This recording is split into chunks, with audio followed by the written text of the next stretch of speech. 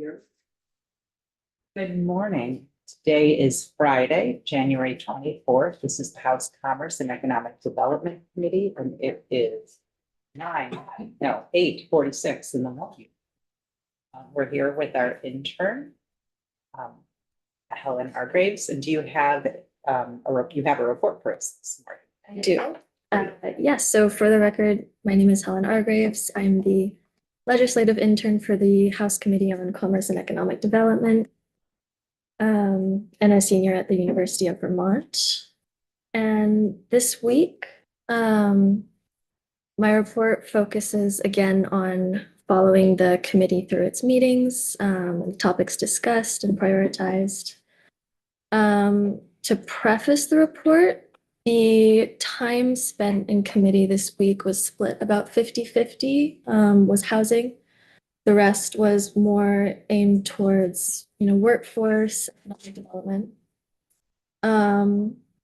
There is one new bill in committee as of this week, that is Bill S-16, an act relating to infant changing stations and restrooms in public buildings and places of public accommodation. That was read for the first time and referred to the committee last Friday, January 17th. And Senator Clarkson is included in its sponsors. Key points this week. The committee met with Representative Durfee of the House Committee on Agriculture, Food Resiliency, and Forestry to discuss the agricultural worker labor and employment laws study that was that played out over the course of summer and fall of 2024. And the idea behind the study was essentially looking at farm laborers and the fact that they are currently not included in either the federal or state laws surrounding unionization and collective bargaining. So the study looked at other states, particularly in New England. They looked at Mass, which has done something in terms of creating legislation that covers the collective bargaining rights of farm laborers. However, the ultimate recommendations from the committee include prioritizing work on the employment law side as opposed to the labor law side, meaning that they should focus on minimum wage and overtime pay before they look at collective bargaining. Both Senators Brock and Hinsdale worked closely with that committee. And Senator Hinsdale did mention that she is planning a bill that would address those two subjects. She also mentioned that part of the reasoning behind prioritizing minimum wage is that the ability of undocumented farm laborers to unionize, it just isn't really necessarily an option for them. So to address the current state of that workforce, it would be better it would have more of an impact to focus on pay.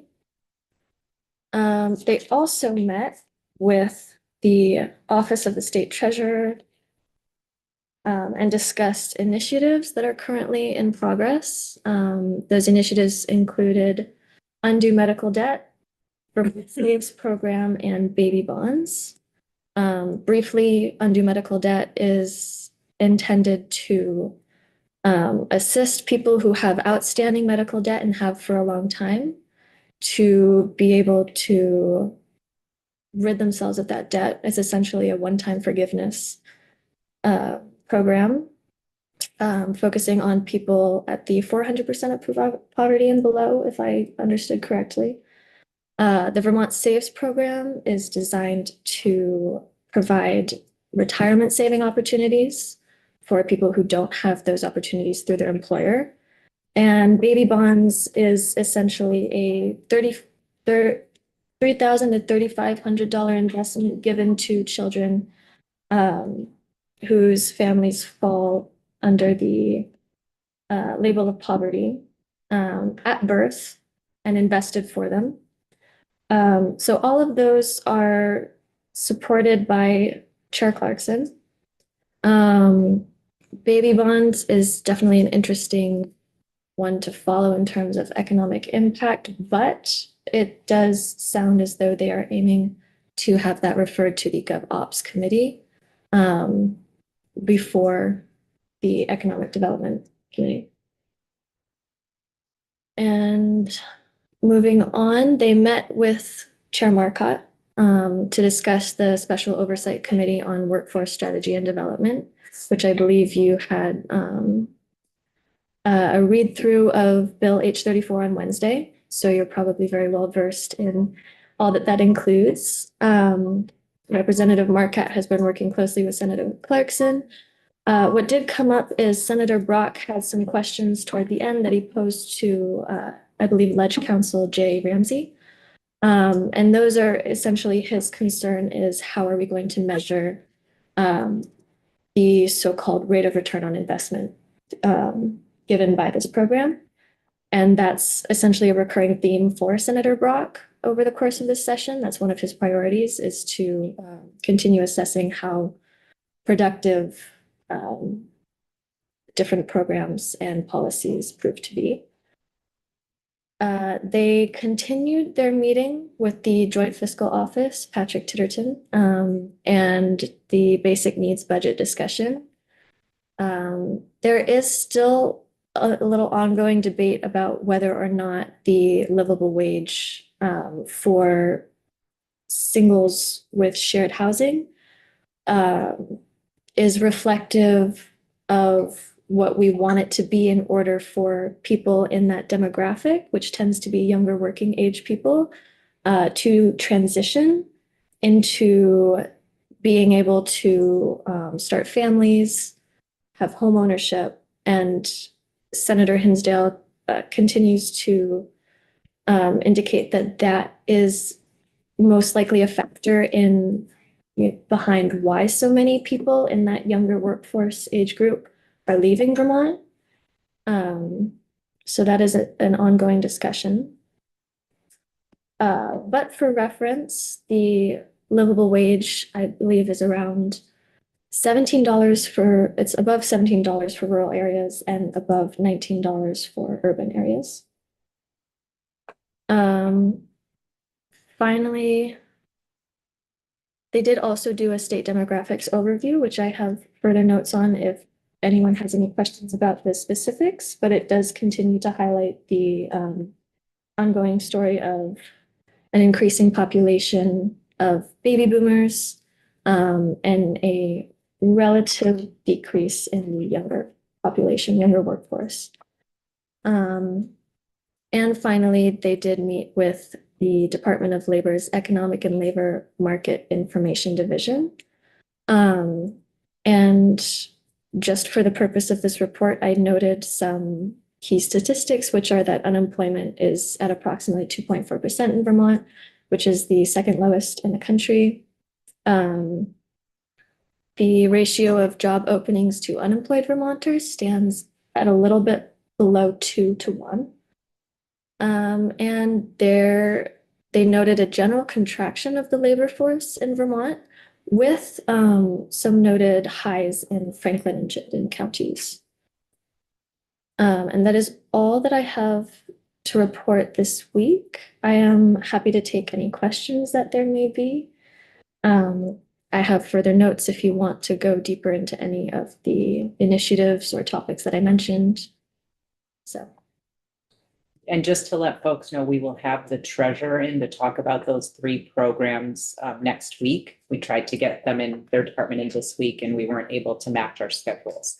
So for that piece of it, you could ask questions or you could hold your questions until someone from the treasurer's office.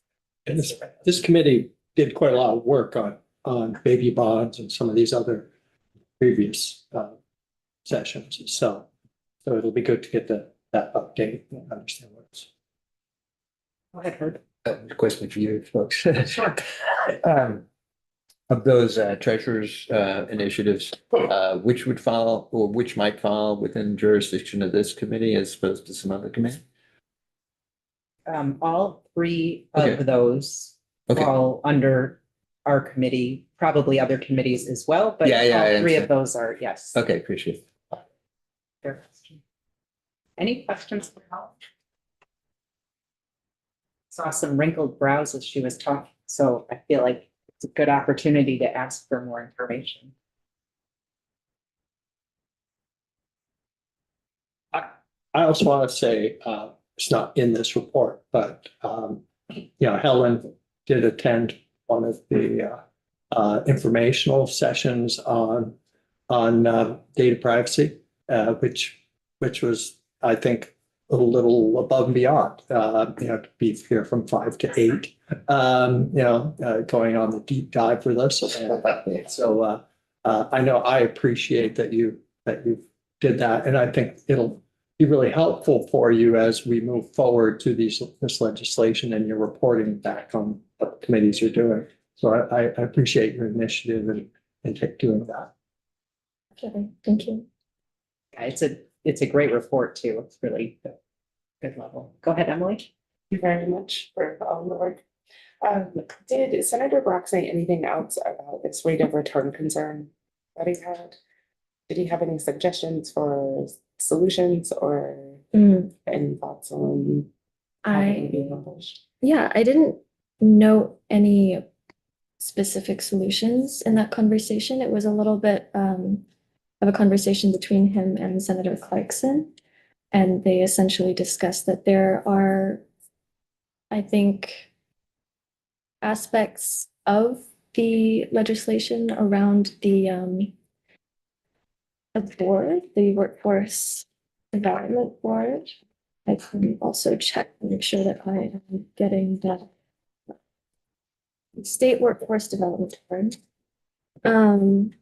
That there are built-in aspects of that. I didn't really get a good grasp on any specifics, but I can always review that and get back to you. Yeah.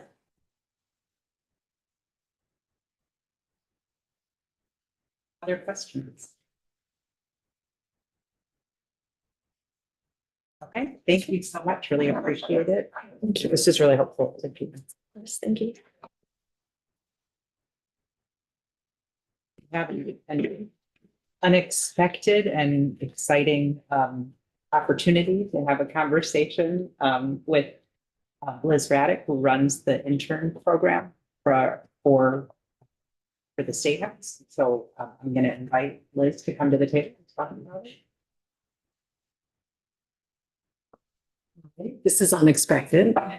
This is First Raddock for the record. Thank you for letting me have a few minutes. Before you start, Liz, I just want the committee to know that Liz actually sat in the seat where Anna Grace is now. She was my first Wow. committee assistant when I first became chair, so it's good to have you back here. Used to be here. I don't like to play favorites, but we tape, right? All my. Okay, so I'll be very quick. So three important aspects of this internship. Number one is to help students gain strong professional skills so that they can go out into the world after they graduate and feel confident and ready to roll right away. Then they can get the content. So I get to have students that are very engaged and interested, especially in the legislative process, obviously. But I feel like wherever they go after this, they'll hopefully be able to thrive. Fortunately, we have an incredible relationship. I'm the UVM Legislative Internship Program Coordinator, not the State House, but that's on the hopeful someday. So when students come in, I think of them as a silent army to come in and help you as much as they can, whatever they can do for you. I feel like they can watch you decide between and but in a bill for days and weeks and months, if it's that, or they can be your eyes and ears to go out, as Helen is doing, and then come report to you. You guys have a great structure. I wish all the committees would do what you do, but in time. So that's the part where you are. Then the next step is hopefully they make a lot of connections here And we are a pipeline for job, their first job could be committee assistant, or sometimes they get poached from that to be maybe a principal assistant for a commissioner or something like that, which has happened. So essentially it's the pipeline. Also, I won't be shy about trying to keep them in the state because we need to have more young, energy and ideas. And I know it goes hand in hand with housing and such, but that is the goal. And if they go, they can come back. They know the State House, which is great. They all love being here. And finally, I'm hoping to expand this program. That's been my dream since we started this only 5 years ago. This is the 5th year. So in some form, I don't know how, but it would be really great if we have a program that runs through UVM and all other schools, other universities and colleges in the state could somehow wash through the UVM program, and then we would have a bigger army that's equitable for everybody. But everybody would, all the interns would have sort of the same preparation. And you would know what to expect from every intern that comes in going forward. That's the dream. But I don't know if it'll happen. Is your program through the Office of Engagement or is it just a UVM? It's through the College of Arts and Sciences. Wondering because the Office of Engagement seems to be the place where that type of thing really does work. Yeah, It might move from there to the It Office could. of Engagement. it could. I mean, I think that's out of my hands. But I hear you. I mean, it would be great to bring everything together so that it's, ultimately streamlined. Wouldn't it be cool to have a streamlined internship program for the state so that they could come in, have an orientation program, and then go out to a committee, go out to a commissioner's office, or do whatever it is, but everybody has the same skills, and it's less work for everybody who's working and has an intern, because that's a big lift for people. They have to come up with how to train them every year, how to show them what to do, how to get them in the culture. So that's where I fit in. I feel like I'm the liaison between, so I'm if they have any issues, if you have any issues, I try to nip them in the bud and help them. I'm curious, is there a credit bearing coursework attached to this? Yes. I see. And Yeah. what's that cost? Well, I'll say this whole thing is a 5-credit course, and they have to start they have to start for winter session, because I've tried to have students start during regular session, but then by the time regular semester, when UVM starts, it's mid-January, which is a lifetime to miss. So now students have to come in before their school starts. That's part of the commitment. They want to be here. And they have an orientation program that they come in right away. This year was the first time I did it actually in person here, 2 days in the state. Got to meet everybody, kind of like the committee assistant orientation. And then they come for first day, and then they come up to UVM, and we do how to do assignments and tasks and all that kind of stuff. So it was really great.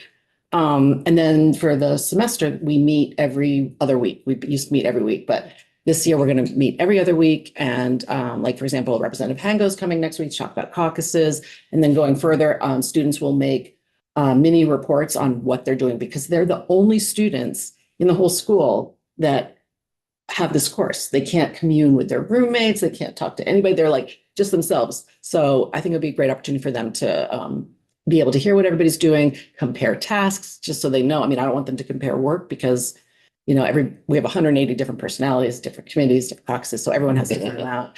It's a little bit nutty, which is why in some ways, that's why I want everybody I would love to have every committee have 2 interns. That would be ideal. But so yeah, we do have a class, and they do have work, and we do a lot. They're going to have to do their resumes. They're going to have to do a UVM Connect cold call. They're going to have to, find someone who is an alum that it's interesting to them, call them up, and have a 15-minute catch up chat, informational. That's what I'm trying to say. But otherwise, I really try to keep the classwork low. The class, it's all about prep, all about getting them ready. But then we try to tell them all about how to read a bill and all that kind of stuff before they start. So that's it. I hope you guys have a good experience. Been very valuable to us. Glad. And I know that, like you said, it can be used as a springboard for these students too, that when they graduate, they can come back here and know that they're probably almost guaranteed a slot in becoming a committee assistant. Just my last assistant, Andrew, My gosh. was here with us for 2 years. He was from St. Johnsbury, but he works for Senator Welch now in DC. Yep. He's, you know, he's destined to rise, and it's because of the program. Yeah. And, you know, he was really interested in politics and what happens, and he was an excellent assistant, and now he's doing an excellent job for Senator Welch. He went in as an intern, I think within 2 months, they hired him. That's how right. good he is. So, you know, I think we have some excellent students that through this program. That's right. It's great. I mean, the most important thing for me is that they want to be here, and that, you know, if they're coming on January 4th, that they want to be here. So, and then we have another student, we have an intern who's down in House Judiciary, a committee assistant down there. We had one last year with Senate Judiciary. And then one of our students is in the drafting room, which is very exciting. Yeah, isn't that cool? Yeah. I mean, I was so excited. I just love when they're in here. So anyway, it's a privilege and an honor, and I love doing this, and I want to really help, as I've been indoctrinated and brainwashed into workforce development from right here. So I'm here because of this experience and because of Chairman Marcotte and the team. So carry on. As Chairman Botso would say, do your best work. Right. Said that to me. Thank you, Liz. You're welcome. Thank you so much. Thanks for letting me speak. All right.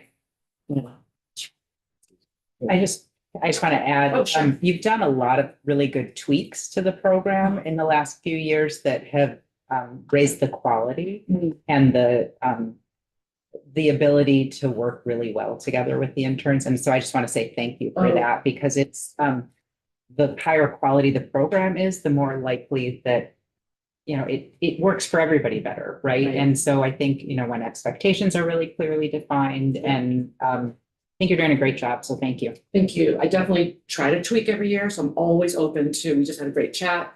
And I really like to have that mutual understanding that I'm here for you all and for them, but the more we can work together, the better the program will be. And I definitely have expectations for them. They know. because you are all the clients, as I see it, you know, just like I was trained as a committee assistant. They're my priority and you're my clients. So we want excellence for both. All right. Thank you. Thanks, everybody. Thank you. And thank you for taking this on.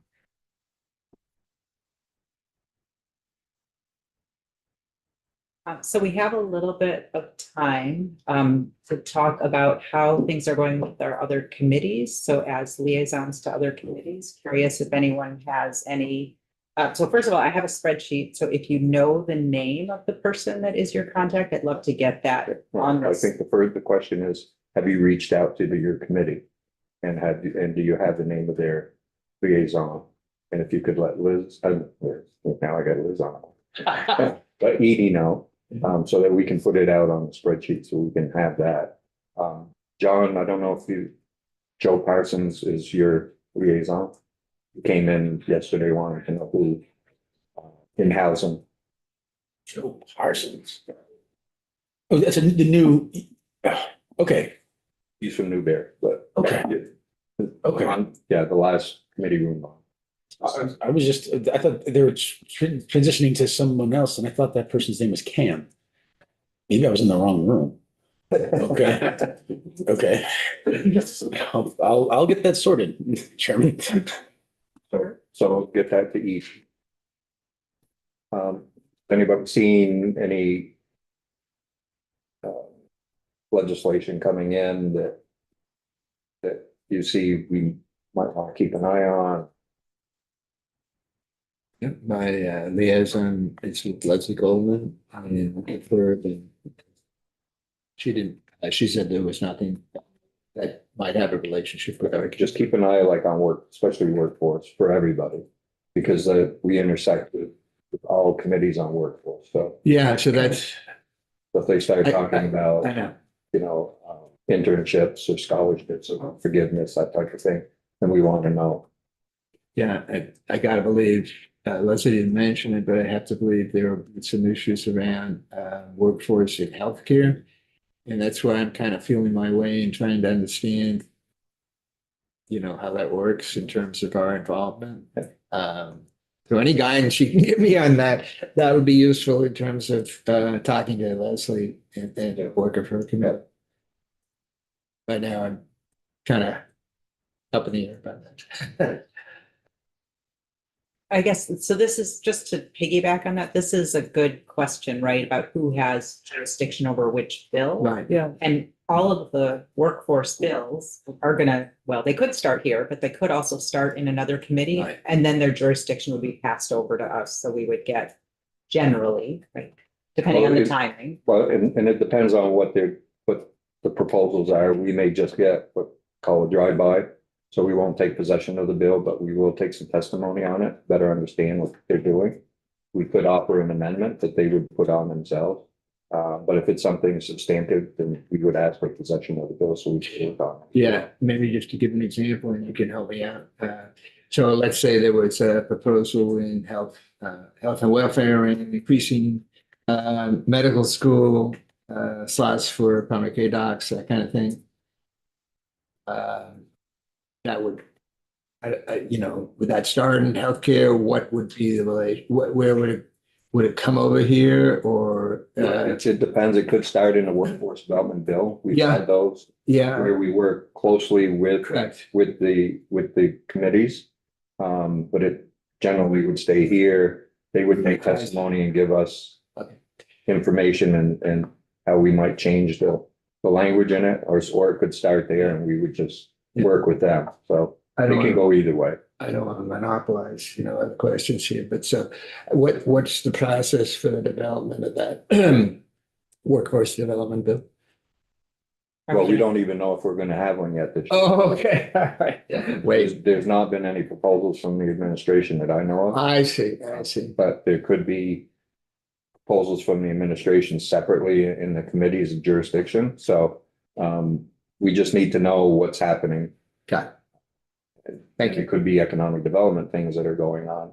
Housing, we need to watch out for, because we have, although we don't have jurisdiction, there are things that we're really interested in improving housing. And so if we can weigh in on something and a lot of it is, we may not even propose any language, but we want to put our weight behind it as Yeah. well, right? And it could be things that are going into appropriations, into the budget, where we will weigh in on. And so we need to know what proposals are out there. Yeah, I reached out to the people on the digital structure by email. I just sent out, I sent a chair, vice chair, and their committee assistant. I did not hear back anything from them. Okay, I would then now go and just go in. Well, I did have lunch with the vice chair one time, and we had a discussion on data privacy. Yeah, but we need to know who that liaison is. Okay, Is that, Scott Campbell, that's Amy's committee? Kathleen Jones, the chair. Oh, well, I see Kara. So in human services, I'm not sure if she's the official liaison, but Esme Cole is their person focused on equal opportunity and equal employment. Yeah, just check with the. So I'll check with the chair, but I had a nice chat with Esme about it yesterday. So she's gonna, we'll chat about that side of it, but I'll find out who the official liaison is. Thank you. And same thing, I don't know who the official liaison is for environment, but I'll follow up. In reviewing the bills, I mean, the only one that, a lot of it is related to energy. I don't know how much that's in our purview. The only one that I can see might come across a little bit, just because we're working on our privacy bill, is H11, which is an act relating to consumer protections available to broadband and VoIP services. That will have to come here after so have that conversation with whoever your liaison is too. And keep an eye on when they have it on the agenda, so that you may. And this is for everyone too. Take a look. There's something that we need to have eyes on. Helen's here. Also, I would ask the liaison to try to go to that hearing, to listen in and see what what testimony they're hearing, and bring it back to the committee. I think I misunderstood the assignment. There's an individual on each of these committees. Yes. That I'm supposed, okay, I was reaching out to committee assistants to. So that's okay, that's fine. You can, just tell them you're the liaison and then ask who am I working with? Yeah, Okay. All right, thank you. because very much. each committee is supposed to have a liaison to each committee. Yeah, I'll admit, I don't know what I'm doing here, so. Guidance. That's why we're talking Emily? So I did go up to transportation. I got to talk to Matt and to Jenna. They are doing a lot of catching up. They're like a completely new configuration. So they've mostly been just doing catch up for the last couple of weeks. They have one bill on board, your bill about SIT. And I have not been assigned a specific liaison, but I've mostly been checking with Molly Burke. And yeah. In ag, food resiliency and forestry, I've checked in with the ranking member and the administrative assistant and reviewed their agenda. And this week they've been doing much the same as we have, with their focus being split between water quality things, and particularly Lake Champlain water quality things, but also food systems or food resiliency. That seems to be what they have. But I have not yet identified a specific liaison, so I will do that. Yeah, touch base with the chair or vice chair. Right. Okay, sounds great. So want to, before we head out to the floor, we don't have much for BAA, but we do have a few things. We heard yesterday from Department of Labor, there's an $8 million reversion. We also heard some of the issues that are still going on in the UI realm. You have to send an email down to appropriations, just kind of outlining some of the things that we heard. So, my thought is to let appropriations know that we have a big concern about the issues in UI that continue to happen. And I don't know what we can do about it, but, one big concern is that we're reverting $8 million back to the general fund. And I still don't understand why they don't keep some of that to try to build the workforce, to make things better until the new system is up and running, because that's still another year out. So I think that's something I'd like to put into the report that we give back, if that's all right with the committee, if we all. Absolutely. Very short session. DFR, DFR just has just realigned things, that money is not coming in as quickly as they anticipated, so they're just realigning their pieces in the budget on how much money goes back to the general fund. So that's not really a big issue. The rental, what we heard from Mara Collins on the HFA, that rental program that they have, is everybody okay that, we support that? I think it really would help workforce housing that they're working on. revolving rental fund. Yeah. Yeah. And then the other one is the adult learning, and I know you went to hear about that in Ed. and maybe Yeah, you so I can give people a little heads up. Everybody under BAA, the Budget Adjustment Act, everybody's on the same page on that. We know, we find out that about this time of year that there's more or less money than expected. And so this is where we have to allocate or reallocate money to make sure that it's spent appropriately for the rest of, just want to make sure we're all on the I same couldn't page. find the reversion language. I might be looking at the wrong document or previous fiscal year or some things. That's what I was trying to locate was. Yeah, I agree that it's hard to find. It's all on the appropriations website and it's, The reversion, yeah, I mean, we heard it yesterday, wasn't it? Yeah. Yeah, I was It's just just kind of swapped out find it. ARPA funds for it. so there's a spreadsheet on the appropriation fund. It's gonna look for the. Yeah. Oh, I got it now. I see. All right, so it's there. That's it right there. Okay. I think it's from a week ago Friday on their website, but I'm not. Thank you. To look at the day that it was, maybe it was the 17th, the day on the appropriations website that the spreadsheet is posted on. But if you look under Budget Adjustment Act on the appropriations website, all of the documents are listed there, and you can get a copy printed if you want. I think it's officially dated the 10th. The 10th. Right. What about the Act 76 proposal, and we can be taking a position on that? Budget adjustment. I think we'll weigh in on that. There's, I think, a proposal on the special fund, that's the payroll tax fund. Right, They want, governor's saying, let's take 13 million of that. right. And put it into the general fund Right. out there. I personally have a hard time with that. Yeah, I do too. And there's I think, some discussion on having a special reserve fund for that money. Yeah. What I'm afraid of is that we build the budget around that 13 million.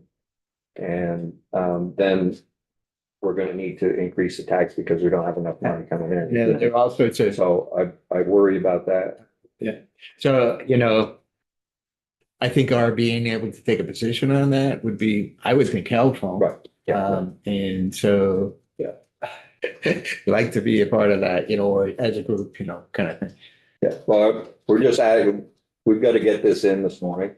Right. So I'm just asking the committee where you're standing so we can be accurate on, the committee is okay with this. And so if you're all right with us, providing that direction to appropriations, that's what we But we will. want to ensure that the It- money is spent for childcare. Exactly. Mhm. I just want to make sure that was part of the mix. What it's, right. Yeah. What the program was. And then, after the first other year. 13 million, that's a general fund dollars, that's gonna be swept back into general fund.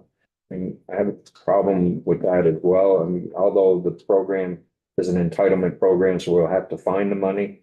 I worry that, we're gonna come up short somewhere, and then we're gonna have to take the money from something else to make it work. But they're going on a campaign now. They're gonna start a marketing campaign to let people know that they're eligible for this money. Yeah. And I think the uptake is gonna even swing. And we, from the testimony we had yesterday, we're already seeing a huge uptake in just, the last year, which is incredible because we didn't anticipate that. So that's what I worry about. Yeah, I'm So totally on board. if everybody's on board with that, we'll try to portray that. The only thing I would say as far as it, I would prefer that we say, oh, we overpaid, let's drop the tax rate, give the businesses a little bit of a break. But if we're not gonna do that, I think it absolutely needs to stay in the program. Then the adult. And so adult education, so about a year ago, the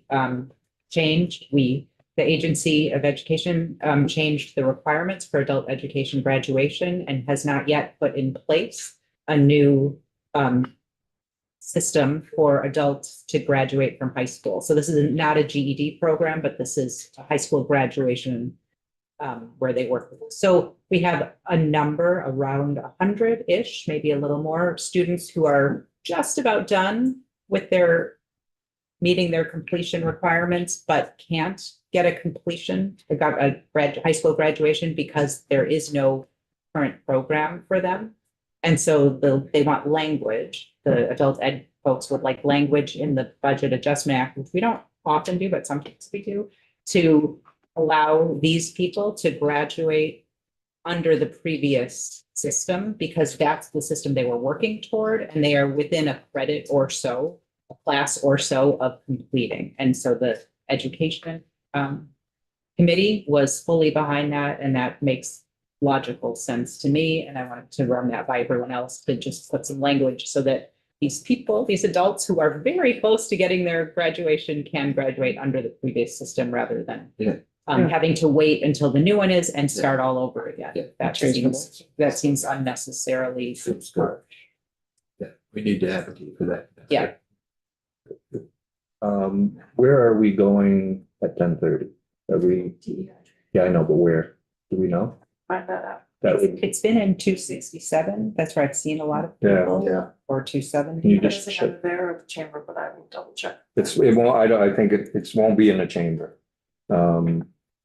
And that's at 10:30, right? Yeah, so make sure we're next door. It's either gonna be 263, 270, one or the other. I mean, they're right there. I So, mean, we're probably not gonna go to 10:30 anyway. Yeah, so we'll have time to Right, check right, back yeah, here yeah. before we have to go. I just want. Yeah, so why don't we go off? We have to go to the floor. Let's go off live.